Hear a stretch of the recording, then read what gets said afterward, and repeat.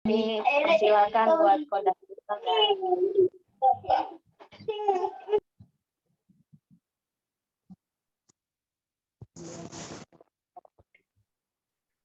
Baik, cukup jelas suara kami terdengar? Cukup jelas? Jelas. Oke. Ya, puji Tuhan. Ini adalah kali kedua ya, sesi yang kedua kita bertemu. Nah, sebelum kita mulai, topik hari ini adalah 2 menjadi 1, yang 2 minggu yang lalu tentang komunikasi. Kami pengen dengar juga, kira-kira apa aja tuh yang dibicarain sampai malam. Lalu dalam 2 minggu ini, masalahnya yang apakah ada masalah yang dihadapi, apakah ada berkat yang dibagikan, yang kemudian ketika satu firman Tuhan dilakukan, lalu dapat berkat. Silakan, kami pengen dengar, bisa masalah, bisa berkat, bisa kesukaran, apapun, coba kami pengen dengar, supaya kita belajar untuk melakukan apa yang kita tahu, sekalipun mungkin ada kendala. Ya. Silakan. Saya dapat apa yang berkat. sudah dilakukan. Pak Sigit. Ya, Pak Sigit, silakan. Berkat yang saya dapat kemarin, suatu problem komunikasi ya. Kalau keluarga itu bisa mengatasi atau bisa lulus di situ, itu yang saya dapatkan itu luar biasa. Keluarga akan naik level ke tingkat yang lebih baik lagi. Jadi sebenarnya problem itu bukan suatu hal yang melulu serius yang harus dihadapi, tapi justru dengan problem itu ada berkat di sana yang menunggu. Itu yang kemarin saya dapatkan. Baik, terima kasih Pak Sigit. Silakan yang lain. Atau ada yang mencoba, lalu wah mentok. Nah, kami pengen tahu mentoknya di mana begitu. Atau malah kami diberkati, atau ada jawaban doa gitu. Kami pengen dengar juga nih. Hah? Itu sudah online.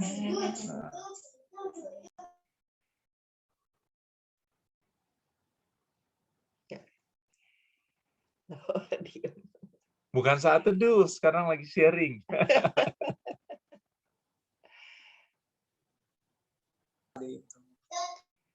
Ini kami deh, kok, C. Iya.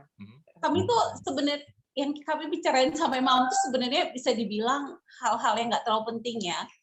Maksudnya, tapi bisa bilang tuh komunikasi yang kami bangun dalam komsel ya, bukan dalam keluarga, tapi dalam komsel.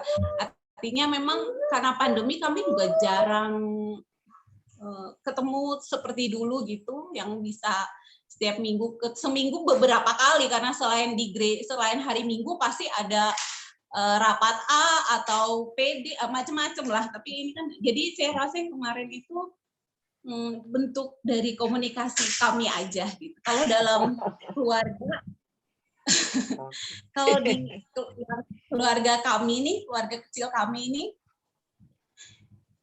kami diberkatinya itu banyak ilmu ya, banyak ilmu yang sebenarnya kami tidak tahu kalau tidak tahu membahasakannya gitu loh. Tapi yang kami lakukan gitu. Kalau saya lihat-lihat gitu ya, tingkatan pertama menceritakan apa yang terjadi. Saya ini kan cenderung bilang aja lah cerewet. Jadi saya itu bahkan hal nggak penting juga saya suka cerita gitu. Nah, untungnya abang nih dengerin, entah didengerin beneran atau biar saya senang, kadang sih juga nggak paham gitu. Tapi hal-hal kecil yang nggak penting juga itu saya cerita. Misalnya si Brandon main sama temannya terus berantem, itu saya bisa cerita berapi-api sambil kayak marah, kesel gitu ya. Terus ya ditanggepin dengan misalnya ya namanya, pokoknya gitu. Sebenarnya kadang saya juga ngelihat abang tuh gitu loh. Kadang hal yang nggak penting juga mungkin buat orang suka kami diskusi atau cerita. Terus Kalau yang kedua di saling membangun, benar-benar kami merasa saling membangun, saling menguatkan, dan saya merasa bersyukur memang dia adalah pasangan saya itu waktu kami kehilangan anak kami yang pertama. Jadi 2 tahun lalu kami kehilangan anak kami yang pertama. Dia di UGD di ICU selama 3 minggu.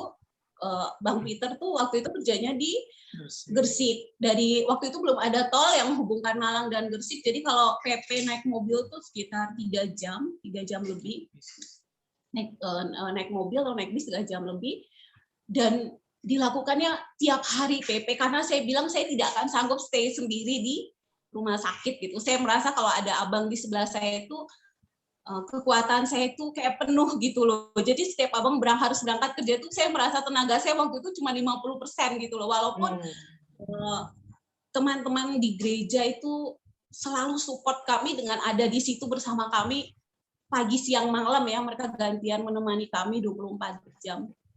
Cuman memang saya merasa ada abang di situ tuh kayak tenaga saya itu jadi penuh gitu loh, walaupun hati melemah tapi kayak ada support yang luar biasa gitu loh, Bang Peter tuh PP tiap hari karena capek naik.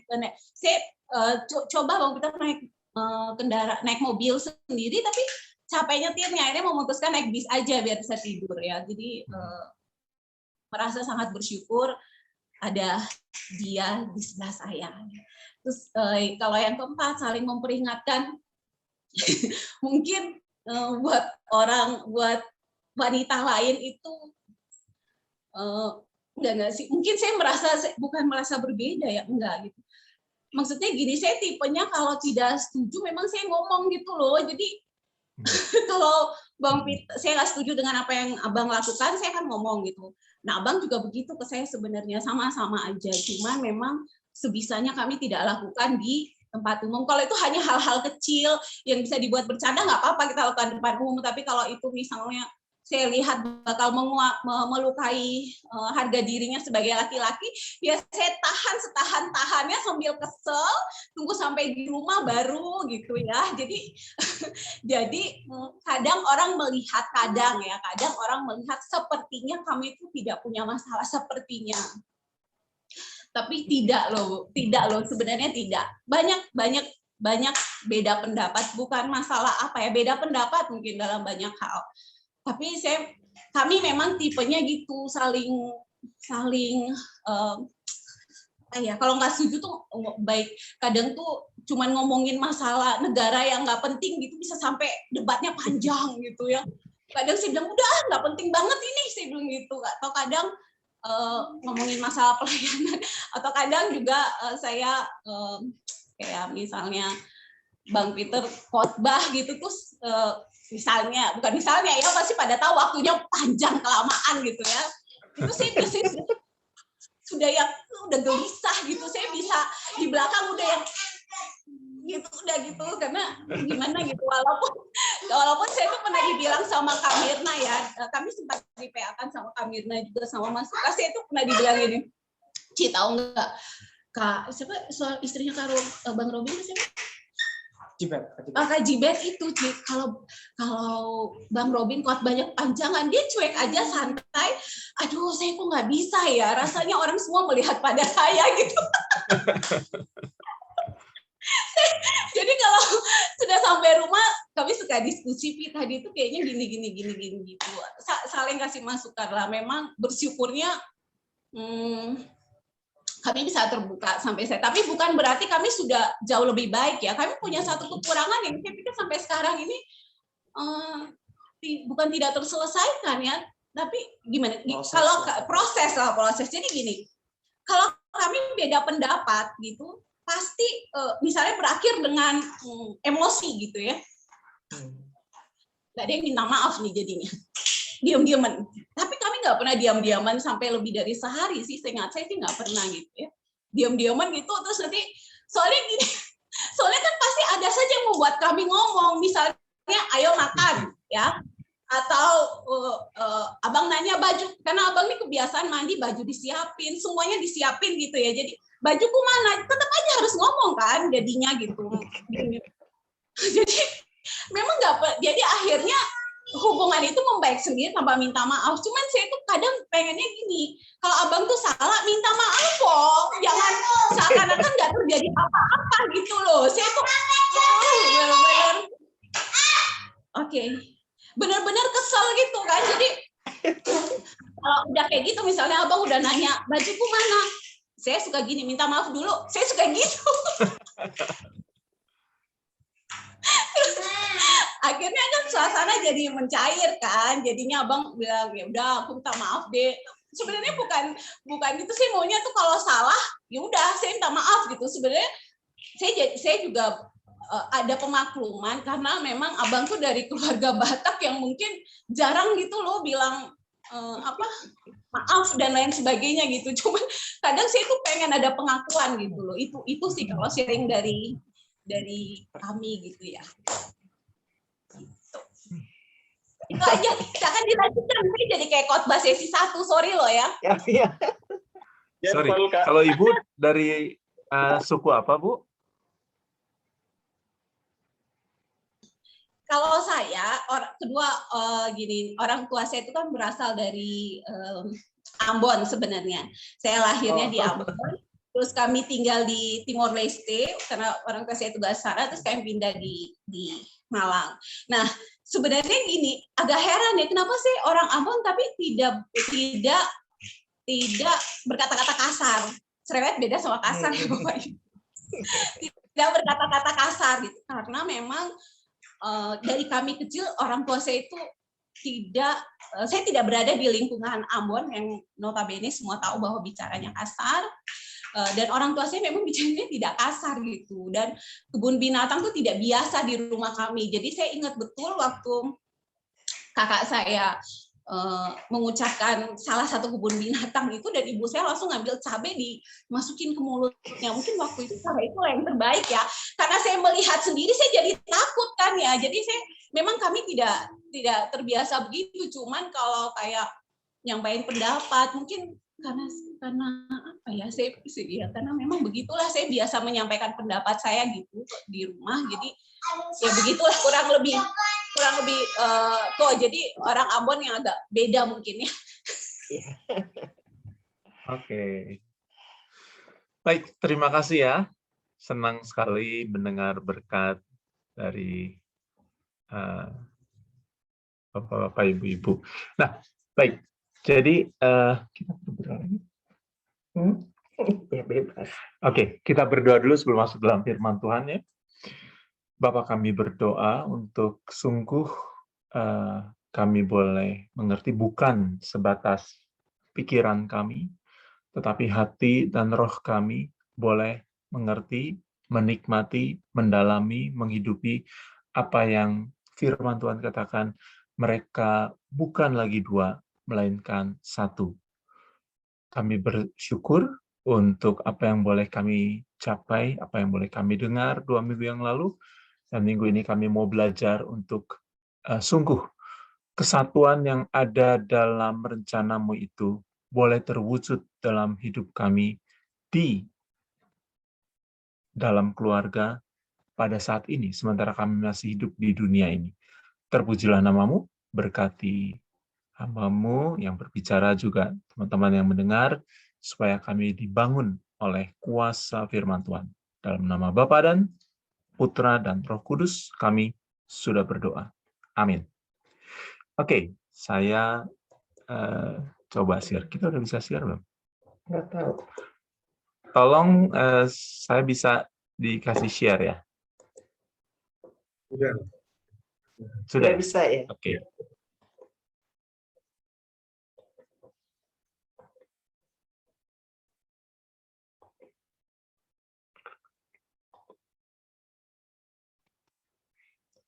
Oke, sudah terlihat teman-teman ya? Sudah ya? Oke, baik. Jadi judulnya adalah 2 menjadi 1. Ya. Nah, ini Cilidia akan mulai dengan satu pertanyaan. Mungkin, kok yang gini ditanya ya? Tapi nggak apa-apa. Kita untuk sama-sama mengetahui gitu ya alasannya. Silakan. Oke, ya. Jadi topik ini sebenarnya kami lihat adalah satu topik yang sangat dasar ya, menjadi satu dasar bagi kehidupan kita sebagai suami istri dalam Tuhan.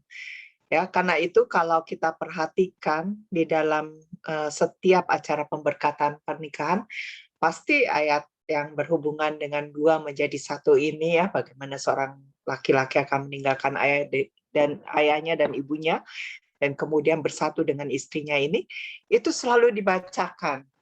Ya,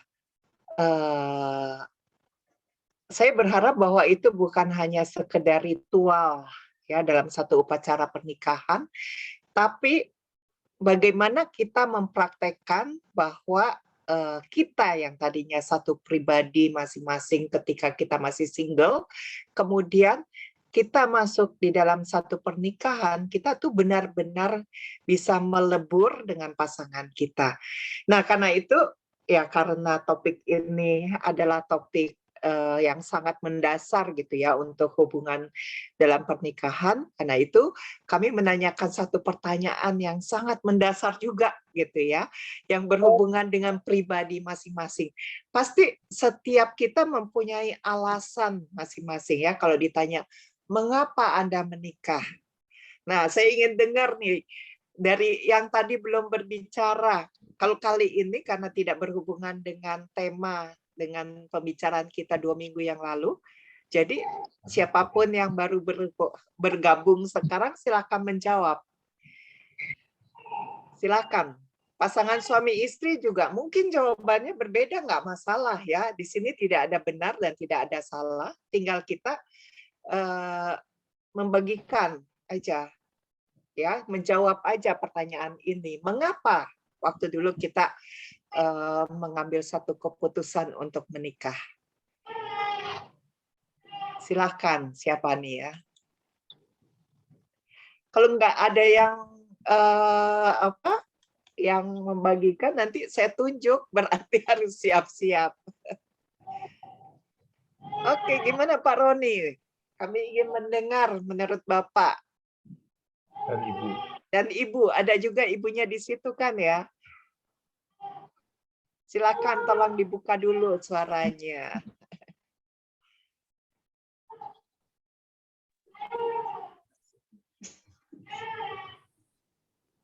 Silakan, siapa yang mau? Ya.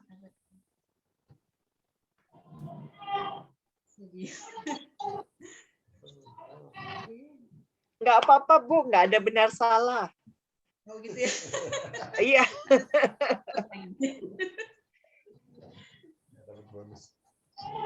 Pastinya tujuan menikah tujuan menikah kami sama-sama untuk mengerjakan panggilan Tuhan seperti itu.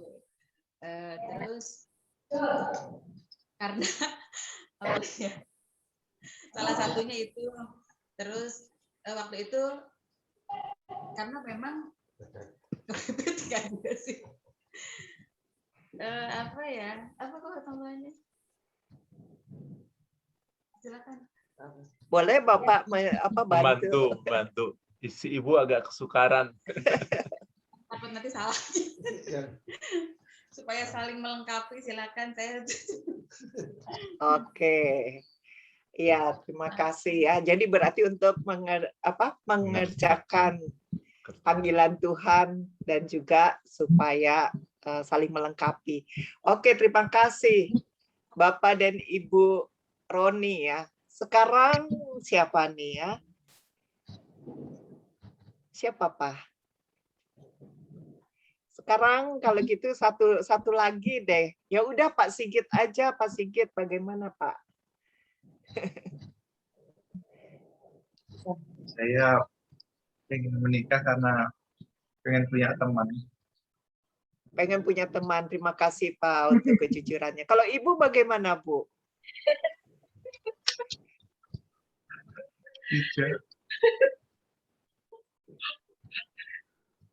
susah untuk disebut ya Bu ya. Ya diajak nikah dia. Oh, kena diajak nikah ya. Oke, terima kasih Bapak Ibu yang ya itu jawaban yang apa adanya ya. Memang harus diakui. Masih kami bersyukur gitu bahwa Bapak Ibu walaupun mungkin masih malu-malu atau masih harus mikir dulu begitu, tapi paling tidak masih bisa menjawab karena ada pasangan-pasangan tertentu yang ketika ditanya kenapa Anda menikah, nggak tahu, ya udah begitu aja begitu ya. Kenapa ya? Kenapa baru mikir seperti itu ya? Padahal mungkin mereka sudah bertahun-tahun hidup sebagai pasangan suami istri. Nah, di sini kami menunjukkan begitu ya, ada ternyata sekali lagi ini tidak ada benar, tidak ada salah begitu ya. Karena ini adalah pandangan masing-masing pribadi. Ya. Ada yang menjawab bahwa ingin sama dengan orang lain. Ya. Mungkin ya jenjang kehidupan seseorang, mereka dari anak-anak, mereka mungkin sekolah, kemudian setelah sekolah makin tinggi, barangkali kuliah gitu ya. Jadi sarjana, bekerja, dan kemudian setelah itu apa? Jawaban yang umum ya disebutkan adalah ya saya akan menikah begitu ya. Jadi ingin sama dengan orang lain. Karena orang-orang menikah, maka saya juga menikah. Nah, kemudian ada juga desakan keluarga, apalagi ya kalau kita pada waktu dulu sebelum menikah usianya sudah cukup banyak begitu ya, apalagi sudah bekerja ya, sudah punya penghasilan. Biasanya orang tua atau keluarga mulai bertanya, kapan nih begitu ya. Mungkin juga ibu kita atau bapak kita bilang, saya sudah ingin menggendong cucu katanya ya. Jadi ada desakan keluarga. Nah, kemudian ada juga yang menjawab tidak nyaman hidup sendiri ya. Memang benar ya, kadang-kadang tidak nyaman hidup sendiri. Kecuali mungkin Kus Plus yang bilang katanya enak jadi bujangan begitu ya. Tapi ada yang menjawab seperti itu. Jadi perlu teman ya. Nah, kemudian ada juga ya ini, kalau tadi jawaban yang mungkin rohana, ini adalah jawaban yang rohani gitu ya. Yakin akan panggilan atau kehendak Tuhan. Jadi apapun ya sebenarnya yang menjadi motivasi kita untuk menikah, ya tidak masalah. Mungkin motivasi kita kok kurang cocok atau bagaimana ya, nggak masalah. Tetapi yang penting adalah sekarang kita akan melihat mengapa Tuhan menciptakan pernikahan. Karena lembaga keluarga itu adalah inisiatif Tuhan sendiri. Dan Tuhan yang menciptakan adanya keluarga. Ya, karena itu kita sama-sama sekarang kita mau belajar dari kebenaran firman Tuhan ya. Ya, ini ada titik-titik ya. Artinya mungkin kita bisa menjawab dengan jawaban-jawaban yang lain, yang berbeda ya. Tetapi intinya, apapun yang menjadi jawaban kita, kita perlu mengerti apa sebenarnya tujuan Tuhan menciptakan pernikahan, dan maksudnya adalah agar kita bisa memenuhi rencana Tuhan itu dalam kehidupan kita ketika kita ada di dalam satu pernikahan. Baik, kami ingin membagikan dua ayat firman Tuhan dan malam hari ini. Yang pertama adalah dari Kejadian pasal yang kedua ayat ke-18. Tuhan Allah berfirman, tidak baik kalau manusia itu seorang diri saja. Aku akan menjadikan penolong baginya yang sepadan dengan dia. Ini adalah firman Tuhan ketika manusia mulai Adam, manusia pertama itu mengerjakan pekerjaannya dan dia tidak menemukan bagi dirinya, Tuhan mengatakan ini adalah satu hal yang tidak baik. Dan ini adalah tidak baik yang pertama yang ada di dalam Alkitab kita. Sebelumnya ketika Tuhan Allah menciptakan langit dan bumi, terang, makhluk-makhluk, bintang-bintang, selalu setiap akhir dari hari kesekian Tuhan berfirman, maka Tuhan melihat jadilah petang dan jadilah pagi, itulah hari pertama. Lalu Tuhan melihat terang itu baik, ya. Binatang dalam berkeriapan dalam air itu baik. 1, 2, 3, 4, 5 semuanya baik. Dan ketika Tuhan menciptakan manusia yang ke-6, pada hari yang ke-6, dia mengakhiri hari itu dengan mengatakan sungguh amat baik. Jadi tadinya amat baik, baik, baik, baik.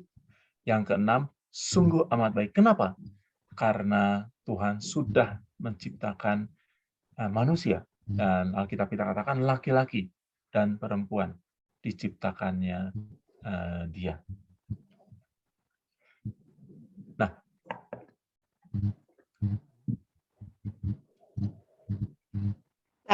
jadi itu adalah dasar yang pertama ya, bagaimana ketika Tuhan melihat bahwa manusia itu hidup seorang diri saja, maka Tuhan katakan itu tidak baik.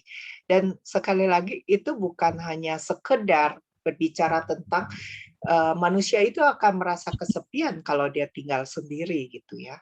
Bukan hanya menyangkut itu, tapi juga kalau kita perhatikan sebelumnya, Tuhan sudah memberikan satu perintah kepada Adam pada waktu itu, yaitu untuk dia mengusahakan Taman Eden. Ya, itu adalah satu pekerjaan yang Tuhan berikan kepada Adam untuk dia lakukan. Dan kemudian ketika Tuhan melihat Adam bekerja seorang diri di taman itu untuk mengerjakan Taman Eden, Tuhan mengatakan tidak baik ya. Ini menunjukkan apa? Menunjukkan bahwa ketika Tuhan mempersatukan, memberikan seorang penolong kepada Adam, maka tujuannya adalah untuk agar Adam tidak seorang diri melakukan pekerjaan yang Tuhan berikan, yaitu mengurus Taman Eden. Nah, begitu juga dengan setiap kita ya. Tuhan mempunyai satu rencana melalui pernikahan kita, bukan hanya sekedar menghasilkan keturunan jasmani, tetapi juga keturunan rohani dan juga bagaimana hidup kita berbuah melalui pernikahan kita. Nah, kemudian ayat yang kedua di dalam Matius pasal 19 ayat 5 dan 6, di situ dikatakan, dan firman-Nya, ini adalah perkataan Tuhan Yesus kepada murid-muridnya, sebab itu laki-laki akan meninggalkan ayah dan ibunya dan bersatu dengan istrinya, sehingga keduanya itu menjadi satu daging. Demikianlah mereka bukan lagi dua, melainkan satu. Karena itu, apa yang telah dipersatukan Allah tidak boleh diceraikan manusia. Nah, ini adalah satu bagian firman Tuhan yang saya percaya bahwa inilah yang sudah Tuhan maksudkan ketika Dia menciptakan pernikahan yang pertama, yaitu Adam dengan Hawa, hingga pada saat ini. Saya percaya bahwa ayat ini tidak pernah basi begitu ya, tidak pernah ketinggalan zaman. Ya, walaupun orang banyak yang mulai mencari gitu ya, mencari nilai-nilai yang berbeda dari apa yang sudah ditetapkan oleh Tuhan sendiri sebagai pencipta pernikahan itu. Nah, ini adalah satu hal yang luar biasa ya, karena Tuhan mempersatukan laki-laki dengan perempuan atau suami dengan istri ini menjadi satu. Itu adalah satu hal yang luar biasa sekali ya. Kedengarannya mudah, tetapi ketika kita mempraktekkan ini bukan hal yang mudah. Diperlukan waktu bertahun-tahun, dan bahkan bagi kami yang sudah 30-an tahun menikah pun juga melihat bahwa dua menjadi satu itu bukan satu proyek yang mudah yang bisa kita dapatkan hanya dengan membalikkan telapak tangan seperti itu. Nah, di dalam ayat ini ada 3 hal yang penting yang akan kita bahas kemudian ya. Bagaimana kita bisa menjadi satu. Baik.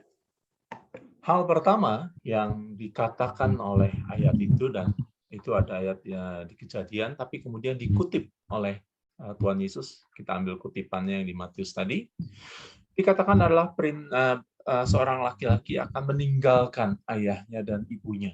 Ya. Jadi kita sebut ini prinsip meninggalkan.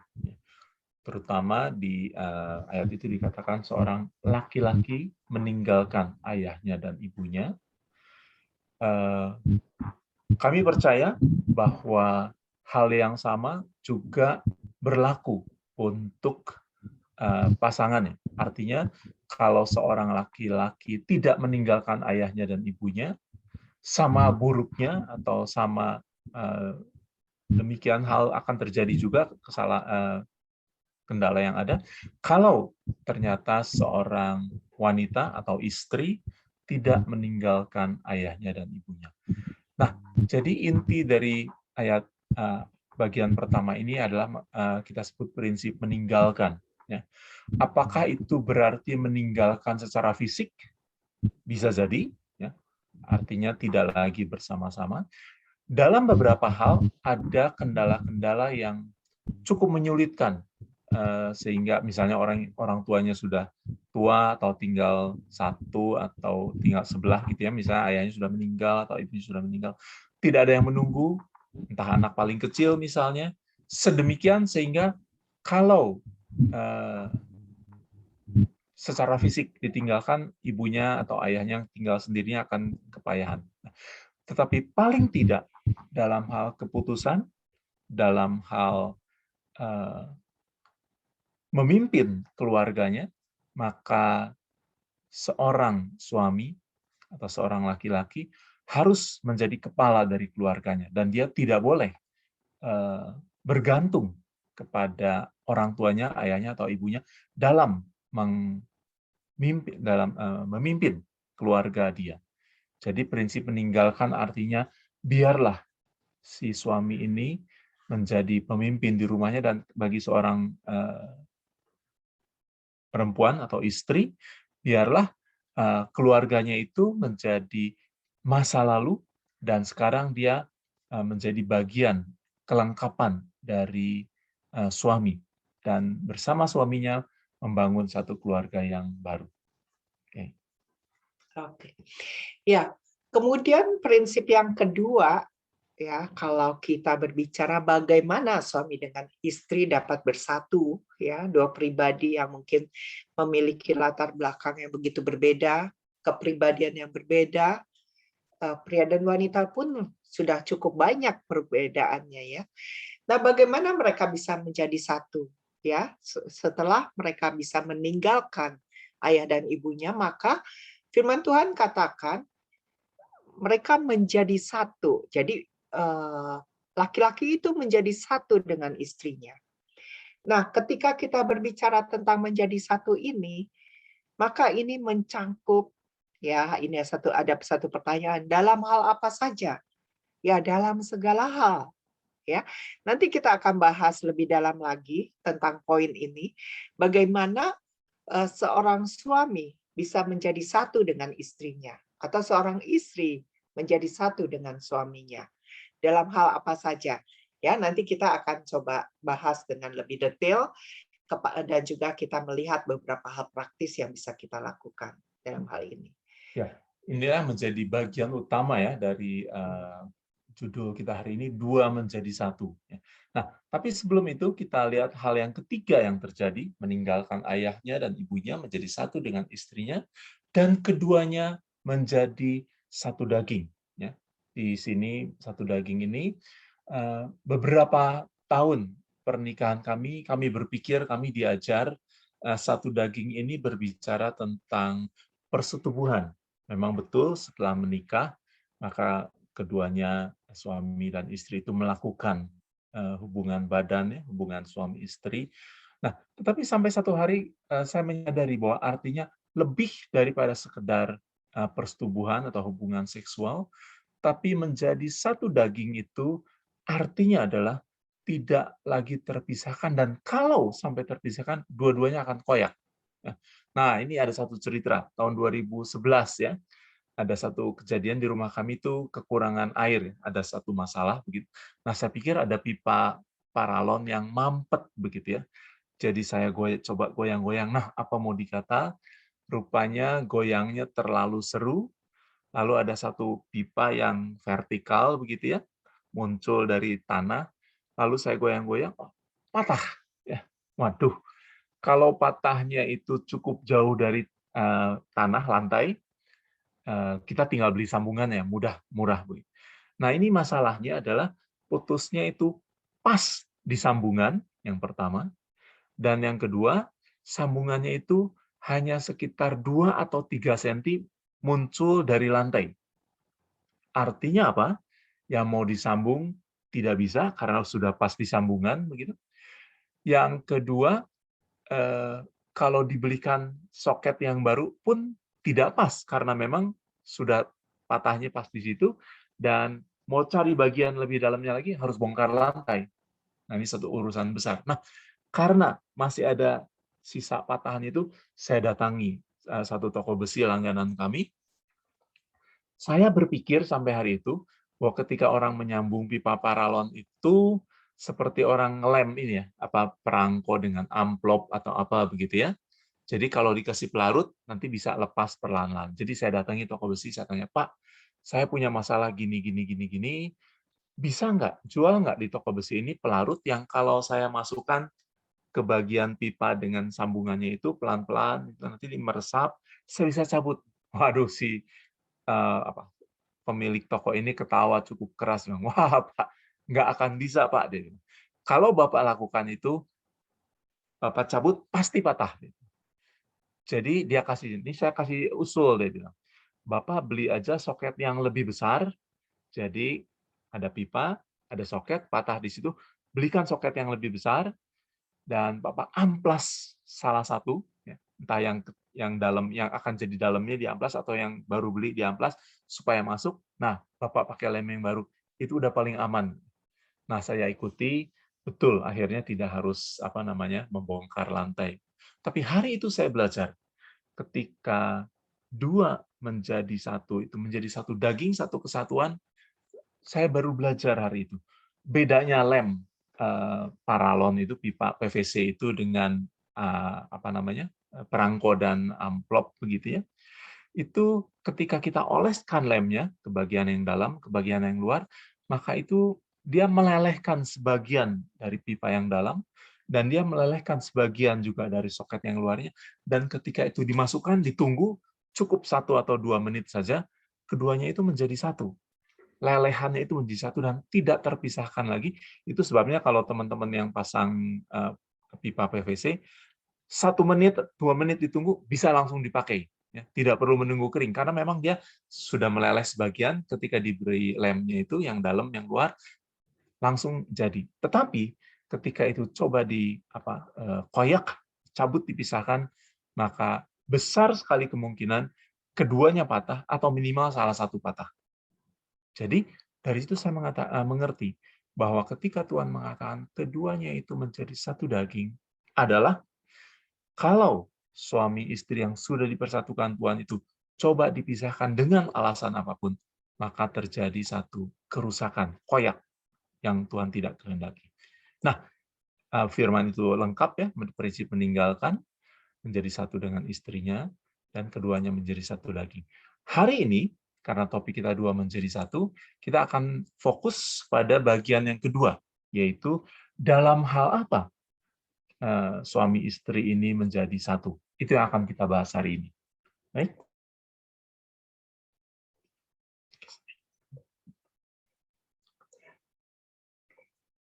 Baik. Oke, jadi ada sebenarnya sekali lagi ya, tadi saya sempat bahas bahwa ini menyangkut dalam segala hal. Ya, tetapi kali ini kami hanya membahas 3 hal saja ya. Ya, yang pertama kita melihat bahwa 2 menjadi satu ini berbicara tentang bagaimana kita menjadi satu ya di dalam mengerjakan visi yang dari Tuhan. Saya senang tadi ada yang menjawab seperti itu ya, untuk mengerjakan tugas ya, yang Tuhan berikan. Kira-kira seperti itu ya, dengan bahasa yang berbeda, tapi inti yang sama. Bagaimana ya ini adalah hal yang sangat penting ya, bahwa kita memiliki visi yang sama dengan pasangan kita. Ya, ada beberapa pasangan yang mereka memiliki visi yang sangat berjauhan. Ya, coba bisa nggak kita membayangkan kalau seandainya si suami mendapat visi untuk melayani di kota besar sementara istri mendapat visi untuk melayani di desa. Kelihatannya dua hal yang tidak bisa sinkron begitu. Tapi saya percaya ketika Tuhan mempersatukan pria dengan wanita itu sama seperti ketika Tuhan memberikan seorang penolong kepada Adam. Maka sebenarnya Tuhan sedang mempersiapkan satu ladang pelayanan, dan bukan hanya ladang pelayanan, termasuk juga pekerjaan, ya, karena visi dari Tuhan itu berbicara bukan hanya sekedar pelayanan kita, baik itu di gereja, tetapi juga menyangkut pekerjaan kita. Ya, itu adalah visi yang Tuhan berikan kepada pasangan suami istri sebagai pasangan, bukan lagi sebagai pribadi. Ya, sebagai contoh, ketika saya memutuskan untuk menikah dengan seorang suami yang memiliki profesi sebagai seorang dosen, maka mau tidak mau saya perlu menjadi seorang penolong. Nanti kita akan bahas lebih jauh pada pertemuan yang akan datang tentang peran ini. Tetapi berarti saya perlu memiliki satu visi yang sama dengan suami saya. Ya. Dan saya perlu mendukung dalam hal itu. Jadi sehingga saya dengan pasangan saya sebagai suami istri, kami bisa mengerjakan hal yang sama. Ya, kami sedikit membagikan ya pengalaman kami di dalam pelayanan ketika awal-awal kami menikah. Jadi ketika dalam awal pernikahan kami sempat tugas belajar ke luar negeri, jadi boleh dibilang kami tidak memegang pelayanan secara ya formal dan sebagainya gitu ya. Sampai akhirnya kami kembali ke Bandung, dan pada waktu itu saya dipercayakan untuk menjadi bendahara di gereja. Tetapi suami saya, ya, Ko Daniel, dipercayakan untuk memegang divisi pengajaran ya pada waktu itu. Jadi kami berada di dalam dua pelayanan yang berbeda. Sekali lagi, ini bukan hal yang salah, sama sekali tidak, ya. Kami melayani, sama-sama melayani ya di gereja yang sama, tetapi berbeda.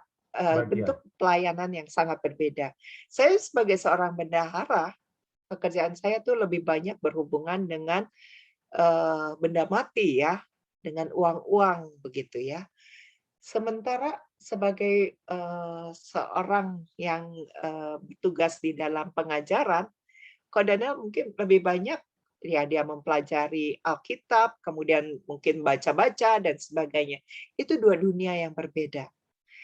Dan itu menjadi pergumulan bagi kami untuk kami bisa bersama-sama melayani Tuhan. Dan kami bersyukur kemudian kelihatannya itu satu hal yang kebetulan ya, karena ada seorang rekan dalam pelayanan ya, kami tadi sempat ngobrol-ngobrol ya dengan Ibu Peter ya. Maaf saya tidak tahu nama kecilnya ya. Jadi bahwa kami memang sebelum kami menikah, kami sama-sama melayani di pelayanan pelajar. Nah, kemudian pada waktu kami kembali, ternyata teman-teman yang ada di dalam pelayanan itu, satu persatu mereka sudah mulai menikah. Dan kemudian salah seorang mantan pemimpin pelayanan pelajar pada waktu itu meminta kami untuk mulai memegang pasutri ini untuk kami PA-kan. Ya.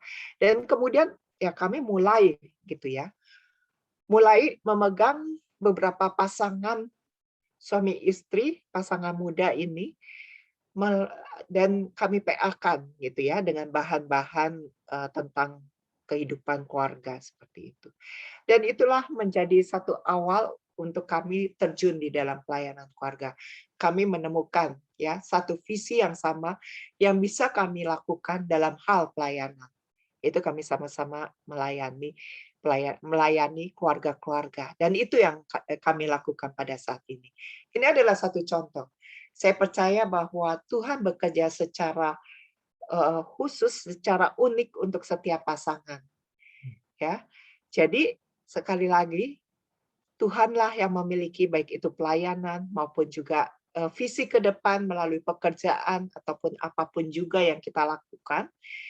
Dan saya percaya ya, ketika Tuhan mempersatukan kita dengan pasangan kita, maka pasti ketika Dia memberikan visi, Tuhan akan berbicara kepada suami dan istri ini. Oke. Baik, jadi saya tambahkan sedikit ya yang tadi. Setelah kami sempat memegang pos itu selama 6 tahun ya, dari 92 sampai 98. Walaupun memang tahun 94 kami mulai dipercaya, tadi yang Celidia katakan memegang kelompok PA, tapi itu kan tidak formal, bukan satu jabatan ya, hanya mulai membimbing. Nah, akhirnya kami merasa Tuhan memanggil kami untuk tidak melanjutkan ya, masa jabatan kami setelah 6 tahun itu. Jadi Celidia berhenti dari bendahara dan siapkan penggantinya. Saya juga berhenti dari pengajaran, divisi pengajaran, dan kami tidak tahu mau melangkah kemana begitu ya. Tetapi kemudian itu 98 akhir Oktober kira-kira begitu, kami tidak rededikasi. Tapi tahun 99 awal kami mulai bertemu dengan satu pelayanan keluarga, fokus pada keluarga, dan disitulah kami mulai ditatar, dilatih, ada trainingnya. Jadi kami lihat Tuhan memanggil kami memasuki satu dunia yang baru, dan kami banyak sekali mendapat dukungan ya dari teman-teman di fokus pada keluarga. Dan kami banyak belajar dari hal itu. Nah, hal kedua yang kami bahas untuk dua menjadi satu adalah tentang hal keuangan. Ya. Kami bersyukur kami sudah 35 tahun menikah, dan kami tidak pernah, satu kali pun, tidak pernah kami berantem atau bertikai karena masalah uang. Ya. Jadi, apakah karena kami tidak pernah kekurangan? Kami kekurangan. Kami mengalami masa-masa kekurangan sampai mau bayar uang pangkal untuk anak sekolah masuk SMA harus minta penundaan begitu ya. Tetapi kami belajar sejak awal pernikahan kami belajar bahwa ketika seorang suami mengambil seorang pria, mengambil seorang wanita menjadi istrinya, menjadi suami dan istri, maka hal keuangan mereka bukan lagi uang papa dan uang mama, uang saya dan uang Celidia, tapi uang kami. Ya. Kalaupun suami istri bekerja, kami selalu katakan ini adalah bukan gaji papa dan gaji mama, ini adalah gaji, ya betul, yang saya dapat gaji saya, Celidia dapat gaji dia, tapi kami selalu katakan ini adalah penghasilan kami, dan inilah berkat Tuhan untuk kami. Karena itu, kami melewati berbagai hal. Ketika kami pulang dari tugas belajar, ya saya pegawai negeri, kalau sudah 3 tahun, 4 tahun tidak bekerja di Indonesia, itu artinya tunjangan fungsionalnya berhenti ya. Jadi ketika kami pulang itu hanya dapat gaji pokok pegawai negeri yang memang kecil, tunjangannya di stop selama kami pergi, dan sewaktu kami pulang juga tidak langsung cair, tunggu 6 bulan baru dirapel begitu ya. Jadi kami pernah melewati keadaan di mana saya bekerja pontang-panting, Celidia mengurus kedua anak kami di rumah. Waktu kami pulang yang besar umur 3 tahun, yang kecil umur 4 bulan ya. Jadi tidak bisa bekerja. Nah, segera setelah setahun, nggak setahun, kurang dari setahun, 10 bulan kami pulang begitu, Tuhan memberikan pekerjaan pada Cilidia karena ada salah seorang dosennya yang memerlukan bantuan dia, sehingga kerjanya cuma 2 jam seminggu. Setelah itu semua pekerjaan dibawa ke rumah. Ya. Jadi kalau tadinya dia 100% bekerja mengurus rumah tangga, sekarang mengurus rumah tangga, menyiapkan makanan, mengurus anak, plus tanggung jawab di kantor. Nah, tetapi karena itu perusahaan swasta, maka penghasilannya lebih besar dari pegawai negeri begitu ya. Nah, bahkan ujung-ujungnya saya bekerja 4 muka ya, 1 full di ITB, saya bantu satu perusahaan yang buat alat-alat praktikum, saya bantu kampus lain dalam 2 pekerjaan begitu. Jadi ada 4 titik kerja ya, ada yang part time segala gitu ya. Sementara Cilidia setengah atau separuh waktu atau seperempat waktu, tetapi kami bersama-sama menghasilkan, dan jumlahnya cukup besar yang dari Cilidia karena perusahaan swasta ya dibanding dengan pegawai negeri. Jadi kalau tadinya semua penghasilan datang melalui apa yang saya peroleh, kemudian kami mulai berimbang. Kemudian Cilidia menjadi lebih besar gajinya ya, karena jam ketika anak-anak kami mulai sekolah, jam di kantornya lebih banyak, dia sampai menduduki jabatan general manager. Ya dibanding dengan pegawai negeri ya lebih besar begitu ya. Lalu saya juga mulai ikut proyek ini, ada proyek itu, tambah. Akhirnya kami berimbang lagi. Lalu setelah itu ada Krismon, ya, ketika Krismon 98 itu perusahaan tempat Cilidia bekerja itu lolos dari Krismon. Kenapa? Karena importnya, komponen importnya kecil, ekspornya besar, jadi lebih untung ketika dolar itu naik. Tetapi pada satu saat Tuhan suruh dia berhenti dari pekerjaannya. Nah, kami ikuti, dan akhirnya kira-kira 50% income kami hilang, anjlok ya, karena Tuhan suruh berhenti dan kami belajar taat. Jadi pernah Cilidia tidak punya penghasilan hanya dari kami, hanya dari saya, pernah kami berimbang, pernah Cilidia lebih, saya kurang begitu dibanding lainnya. Sampai akhirnya Cilidia sama sekali tidak ada penghasilan, kosong lagi. Nah, dalam semua keadaan itu, 2 hal yang kami lihat. Pertama, Tuhan cukupkan, walaupun kami mengencangkan ikat pinggang ya. Kami bilang pada anak-anak, "Nak, maaf, sekarang tidak ada lagi majalah Bobo atau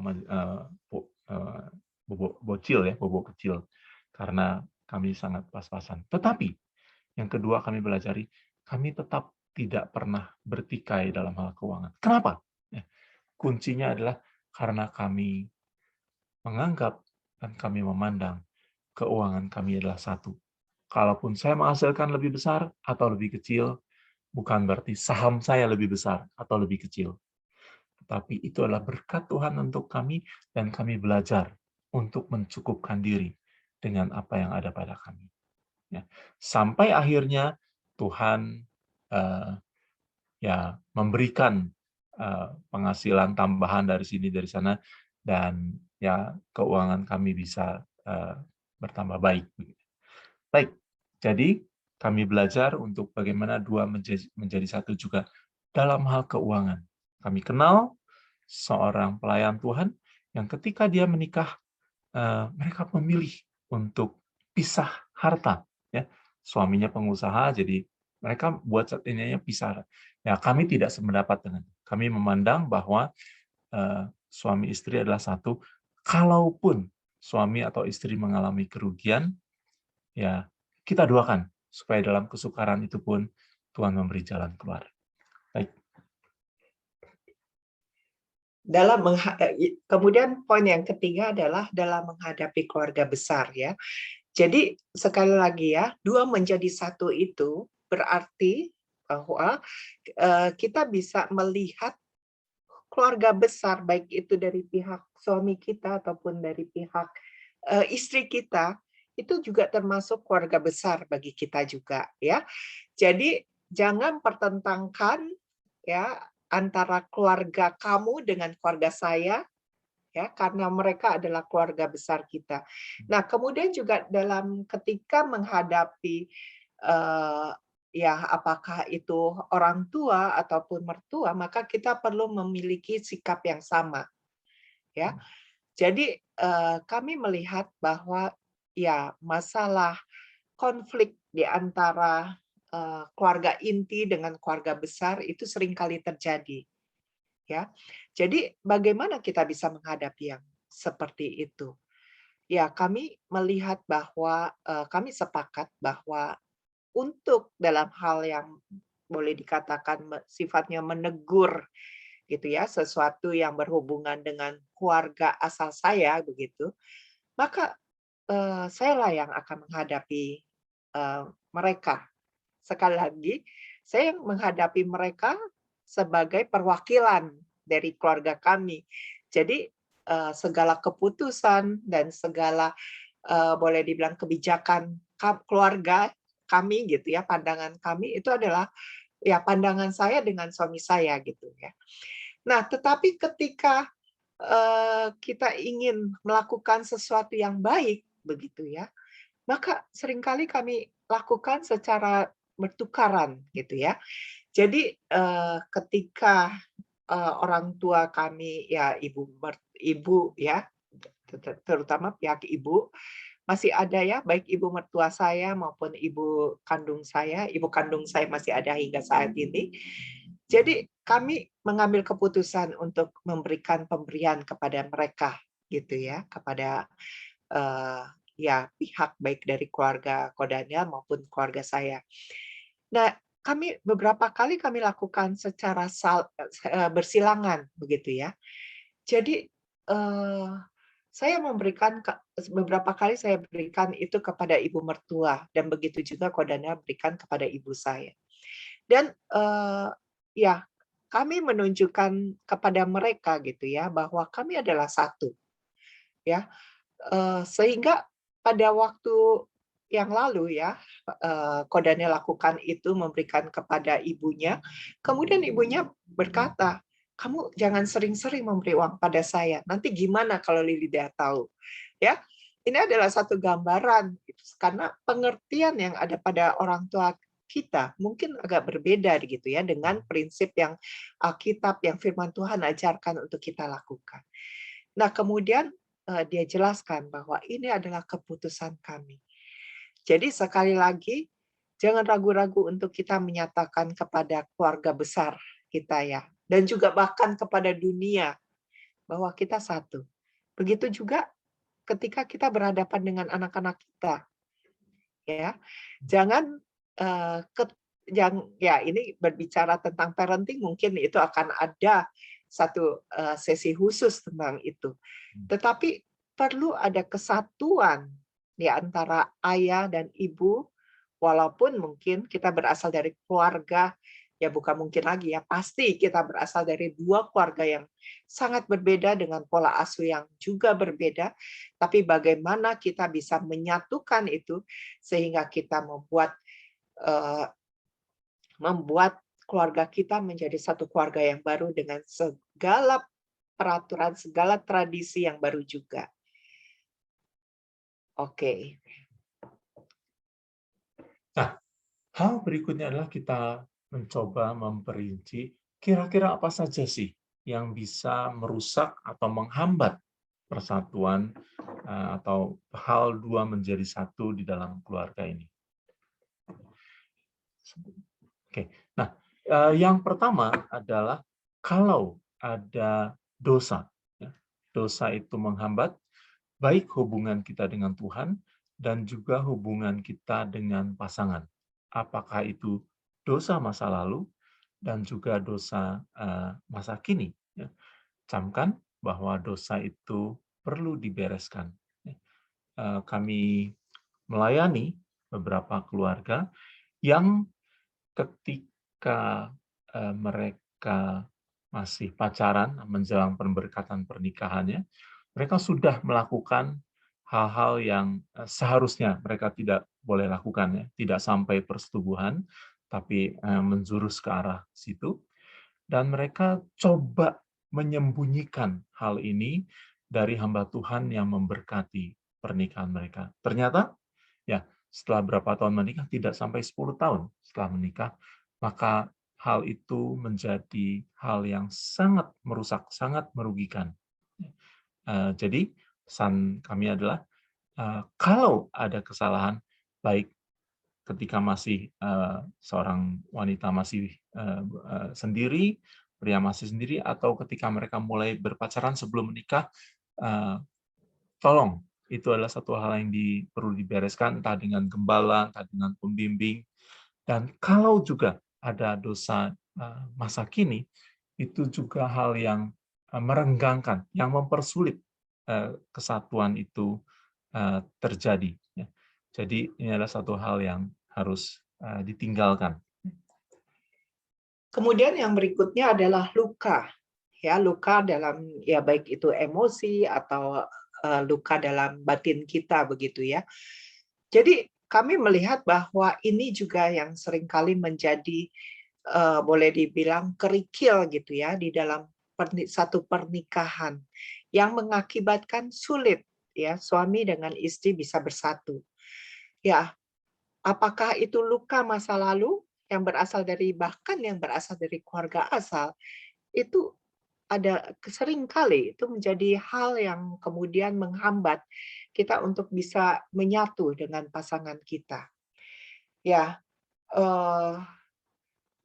ada banyak contoh ya, yang banyak kejadian yang seperti ini, seorang yang mengalami luka terhadap perlakuan apa yang pernah dilakukan baik itu oleh mungkin ayahnya ya, ayah yang begitu keras dari keluarga asalnya, itu bisa berdampak bagi seorang wanita untuk dia mempunyai pandangan yang berbeda tentang seorang pria. Walaupun pada akhirnya dia menikah, tetapi ada hal-hal tertentu, luka yang belum sepenuhnya sembuh, yang mengakibatkan dia sulit untuk berhubungan dengan suaminya sebagaimana yang seharusnya. Ya, karena itu seberapa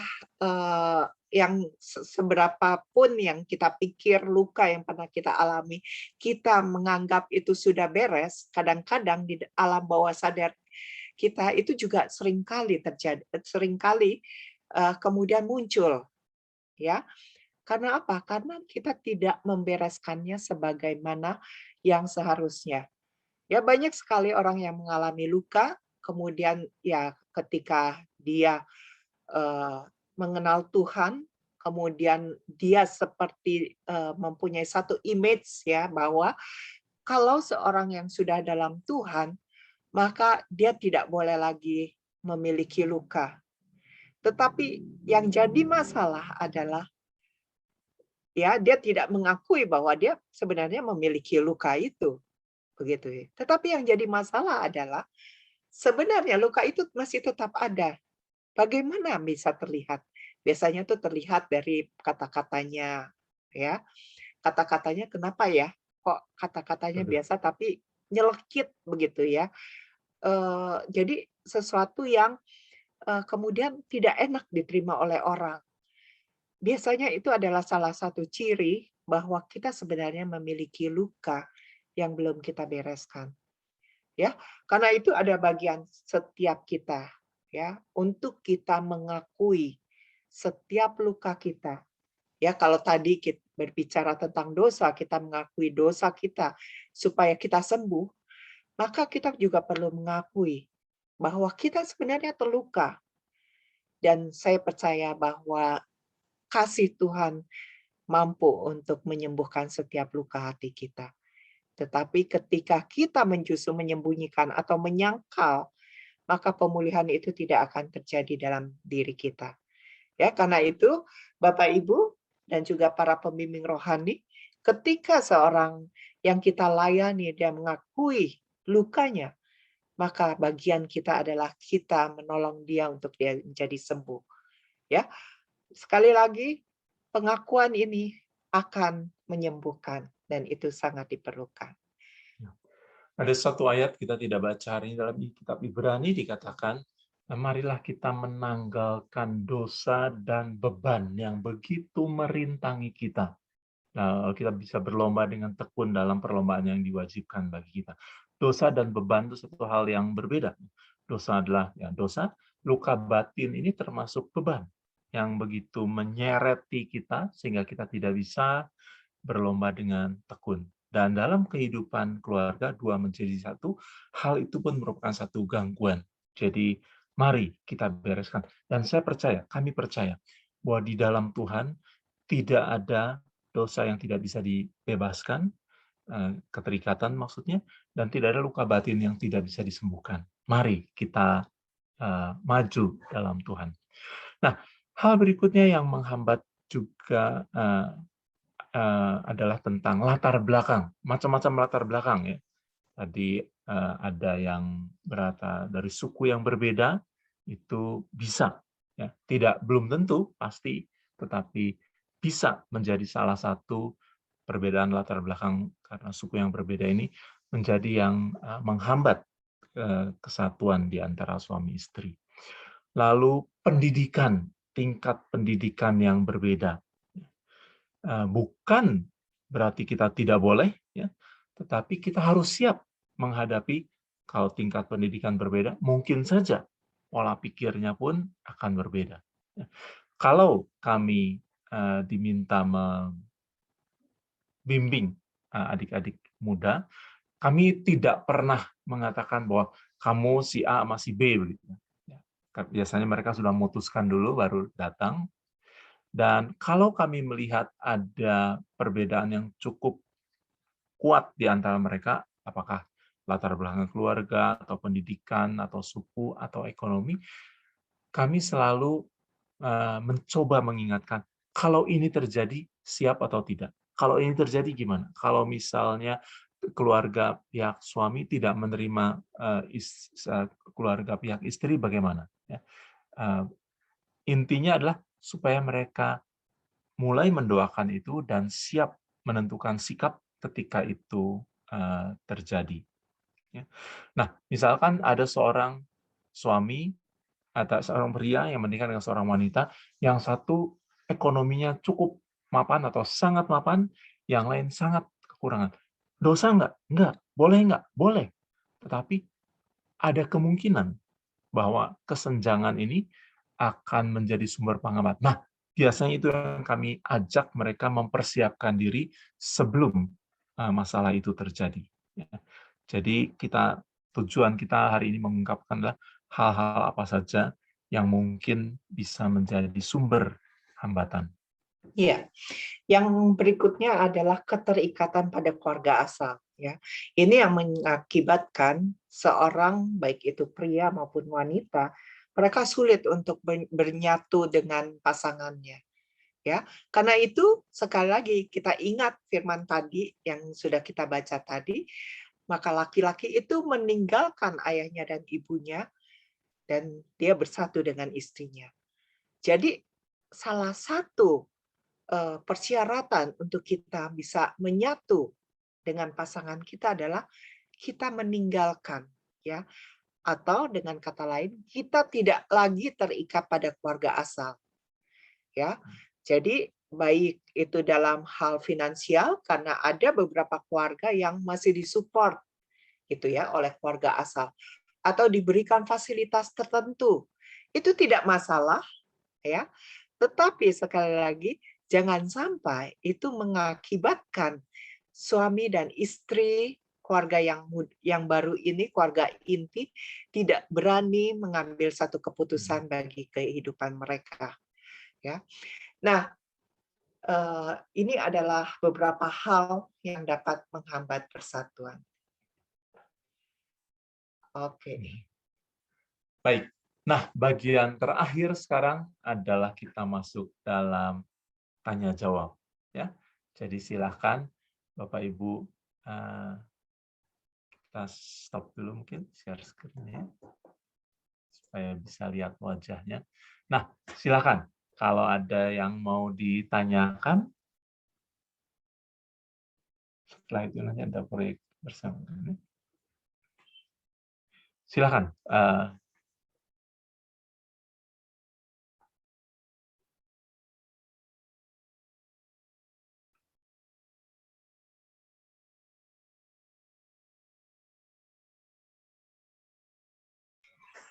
Silakan teman-teman.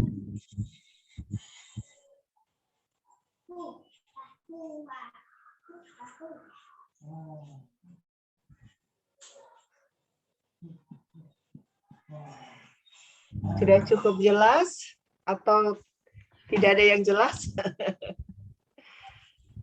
Koroni sama Cici mungkin ada yang mau ditanya.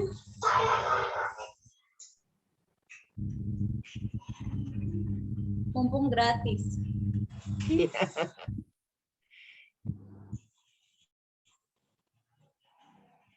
Pak Roni mana ya? Oh, iya. Katanya lewat. Hah? Lewat.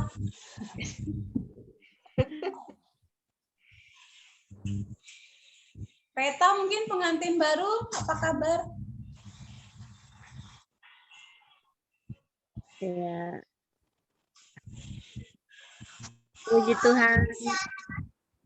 Tidak bertanya sih, tapi lebih ke benar-benar diberkati ketika tadi Koko sama kakak Jangan berisik. Kakak Lydia menyampaikan benar-benar, apalagi kan kami orang baru gitu ya dalam membina rumah tangga, dan benar-benar banyak belajar. Terima kasih untuk Koko sama kakak.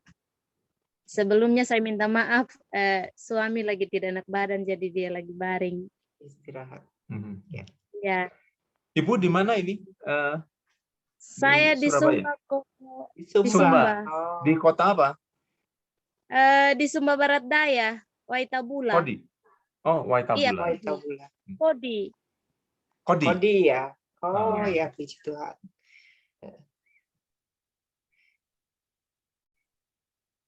Ya, dua menjadi satu pasti akan kita alami kesulitannya karena apa? Karena antara lain ya perbedaan yang kita miliki dengan pasangan kita ya.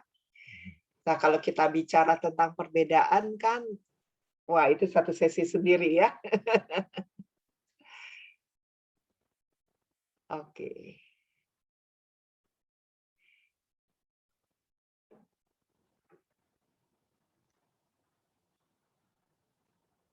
Tidak ada?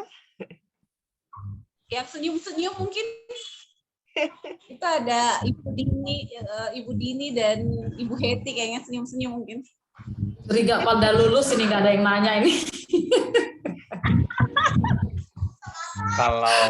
Kalau kata Pak dosen, kalau yang nggak ada yang bertanya Ngerti itu ya? dua kemungkinan. Pertama, kami ngajarnya sangat bagus, sebegitu jelas nggak ada yang bisa ditanya. Kedua adalah sangat buruk, sehingga mau nanya apapun nggak tahu. Gitu. Ini kok saking jelasnya ini kok aman kok aman. Aduh. Kasih kok sangat jelas sekali kok sama C, sangat diberkati. Saya juga nggak ada pertanyaan karena memang paham banget gitu, bukan karena nggak paham. Mungkin teman-teman yang lain mungkin. Oke, kalau begitu mungkin ya teman-teman menghadapi kesulitan nggak Bapak Ibu dalam proses dua menjadi satu. Nah ini mungkin yang perlu dibagikan terutama untuk tadi siapa? Reta ya, yang baru pasangan muda ya, untuk teman-teman yang lebih dulu masuk dalam pernikahan mungkin bisa membagikan. Silakan.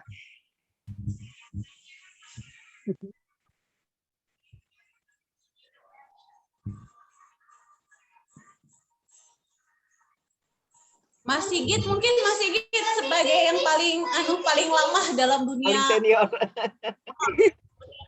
menikah. Sekarang mbaknya aja. Nah, saya juga diberkati dengan materi ini.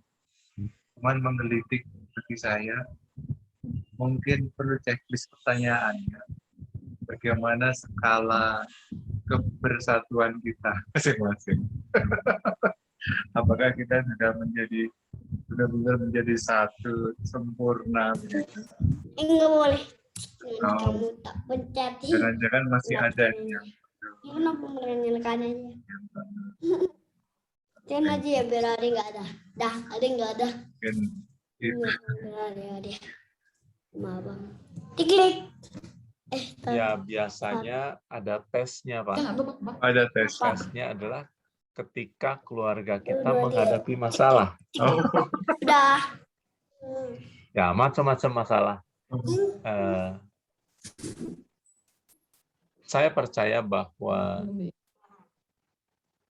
prinsip 2 menjadi 1 ini satu fondasi yang penting. Bahkan kalau 2 minggu yang lalu kita baca juga satu ayat ya, jikalau 2 orang daripadamu di dunia ini sepakat meminta apapun juga, kami yakin bahwa khusus, memang firman itu berlaku umum, artinya orang pria dengan pria, saudara seiman begitu ya.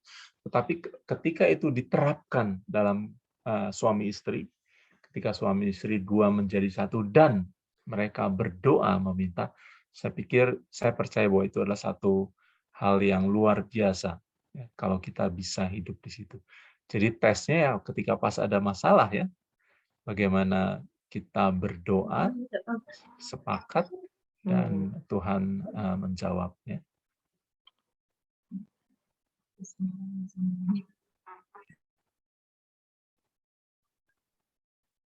gitu kan luar biasa.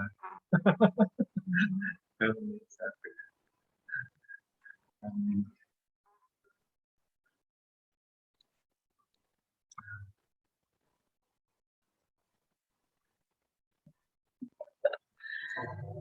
Ya, pengalaman kami selama kami berdua 18 tahun bersama, benar. Tesnya itu macam-macam. Orang ketiga ada dalam artian bukan wanita idaman lain atau laki-laki idaman lain, tetapi dari keluarga kami, keluarga besar. Itu orang ketiga yang pernah tes yang kami terima. Kemudian sakit penyakit yang harus kami hadapi. Waktu itu suami ada serangan jantung. Bagaimana dia sangat ketakutan. Tapi benar-benar kita sepakat minta ke Tuhan. Mujizat benar-benar ada. Gitu ya. Terus anak-anak juga. Nah, tesnya ini. Jadi ya kita sudah lewati itu. Dan kita sepakat, kita percaya Tuhan tolong kita, jadi ya kita bisa lewatilah ini semua. Keuangan pun sama, keuangan juga. Dan cara Tuhan itu benar-benar ajaib ketika membawa kami untuk sampai ke kota ini, gitu loh. Jadi kita sempat LDR-an, kita sudah menikah. Saya di Kediri, suami di Batu, tempat kerjanya. Saya perawat, suami di bagian SDM, tapi juga di rumah sakit. Nah, ingat banget waktu itu kita minta peneguhan Tuhan. Ya, kita minta tiga bukti Tuhan. Kita minta, benarkah kita akan dibawa kemana?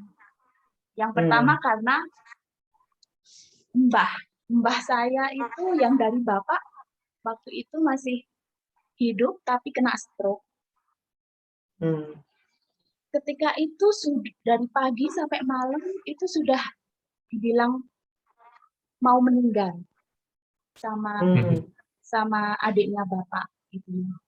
Terus malam-malam pulang kerja saya ke rumah Mbah bawa alat supaya bisa cairan masuk, bisa minum obat bisa masuk gitu kan. Nah, dari kondisi dia yang pingsan dari pagi sampai malam, tiba-tiba dia bangun Yang dicari suami saya malahan. Sigit mana, gitu kan? Semua kaget, orang yang di situ semua kaget. Loh, kok yang dicari Sigit? Terus Mbah ini tiba-tiba ngomong aja, Git, dalam bahasa Jawa ya, Git, kamu pergi ke Malang.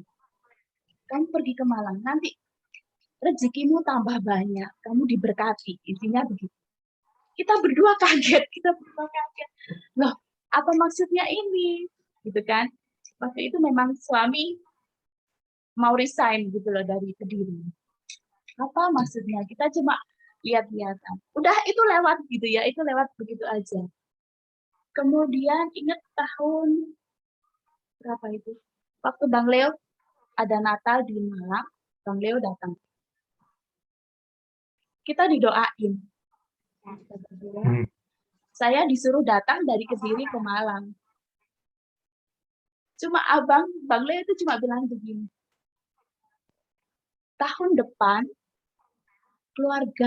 keluargamu akan dirubah. Ada perubahan besar di keluargamu. Gitu ya. Kita cuma disuruh jalani aja. Pasti janji Tuhan ini untuk keluarga kami berdua. 2012 ya Pak? 2012 itu terasa. Terus benar. Akhirnya saya diterima CPNS 2013 di Malang. Dari situ kita semua akhirnya pergi ke Malang. Jadi pertama dari Mbah, kemudian kedua orang tua kami kita tanya, kalau misalkan keluar gimana? Orang tuanya suami setuju, orang tuaku setuju. Terus yang ketiga Bang Leo itu. Sudah tiga peneguhan sudah cukup. Akhirnya kami dengan tanpa ragu-ragu kita berangkat ke Malang, nggak ada saudara sama sekali di sini. Benar-benar sendiri, benar-benar meninggalkan orang tua kami di Kediri yang sudah lansia, begitu. Jadi anak-anak akhirnya juga kami bawa ke sini dan ya kami benar-benar merasakan dua menjadi satu beneran 2014. Puji Tuhan ya. Satu hal yang indah ya. Begitu dan selisih beda pendapat ada ya. Dari tempat kerja pasti ada, dari keluarga juga ada, tapi ya itu tadilah kita sama-sama tetap kembali ke Tuhan. Amin. Ya. Itu kerinduan saja. kami. Ya, terima kasih. Kerinduan kami adalah setiap keluarga boleh menjadi pelaku dari firman Tuhan yang kita tahu. Ya. Bukan hanya tahu, tapi menjadi pelaku. Karena kami percaya itu adalah hal yang terbaik ya bagi kita. Nah, baik, kita lihat slide terakhir lanjutannya tadi. Sebelahnya.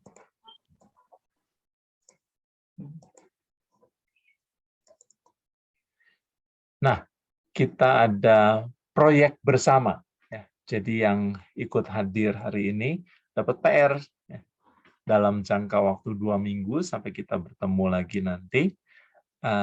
Perlu berpikir, berdiskusi begitu ya.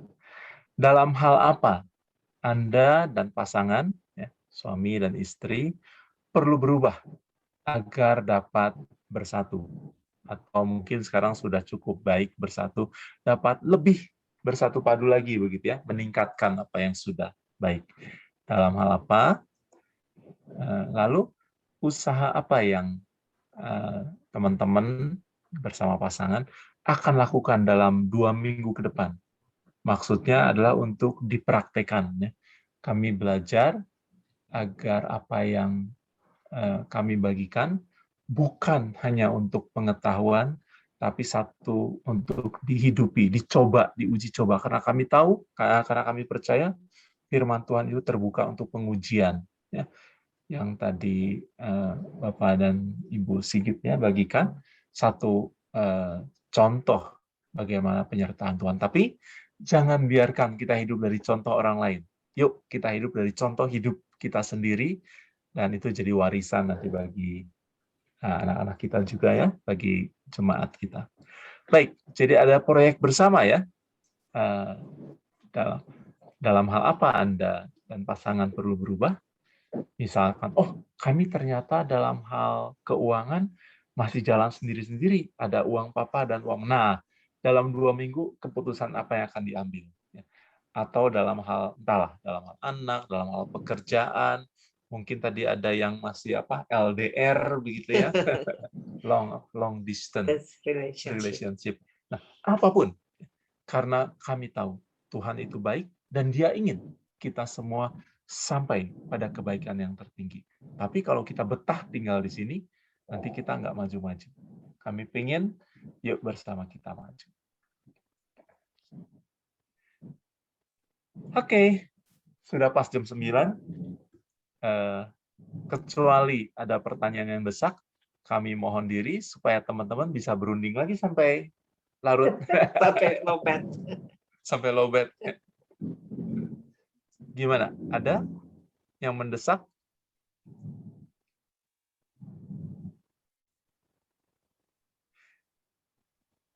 Oke, kalau nggak ada, kita akhiri. Setelah itu kita mohon diri ya, teman-teman mau lanjut silahkan. Mungkin Bang Ganda juga sudah selesai mungkin dari perlengkapan dari sinodenya. Baik, mari kita berdoa. Tuhan, kami bersyukur karena pernikahan kami adalah satu pernikahan yang dipersatukan di dalam Tuhan, dan kami mendukung, kami mengaminkan bahwa apa yang dipersatukan Allah tidak boleh diceraikan manusia dengan alasan apapun, dengan keadaan apapun. Hamba-Mu berdoa supaya 2 menjadi 1 ini boleh menjadi kehidupan, bukan sekedar pengetahuan, bukan sekedar iming-iming, tetapi satu yang menjadi bagian kehidupan dari teman-teman semua di Malang, di Sumba, baik yang sudah cukup lama menikah, sudah sangat lama maupun yang sangat baru. Kami berdoa supaya 2 menjadi 1 ini boleh menjadi satu kuasa yang mengubahkan hidup kami. Terima kasih Bapak. Dalam nama Yesus, kami selesai dengan topik hari ini, tapi Roh Kudus, Engkau mengajar, khususnya dalam proyek bersama, mengingatkan apa yang masih harus kami lakukan dan kami tingkatkan. Terpujilah nama Bapa dan Putra, Tuhan Yesus Kristus, dan Roh Kudus. Haleluya. Amin. Oke, baik teman-teman, kami mohon diri dulu ya. Terima kasih Mari. Ibu, Jangan lupa ada proyek untuk 2 minggu lagi ya. Mari. Bye-bye. Proyek. Jangan sampai semua yang hadir harus hadir besok. Khawatirnya langsung ada yang mendadak gitu karena ada proyek kan. Oh, saya ada tamu. Soalnya saya juga deg-degannya mulai sekarang. Masih rekor loh ini, masih rekor. Ini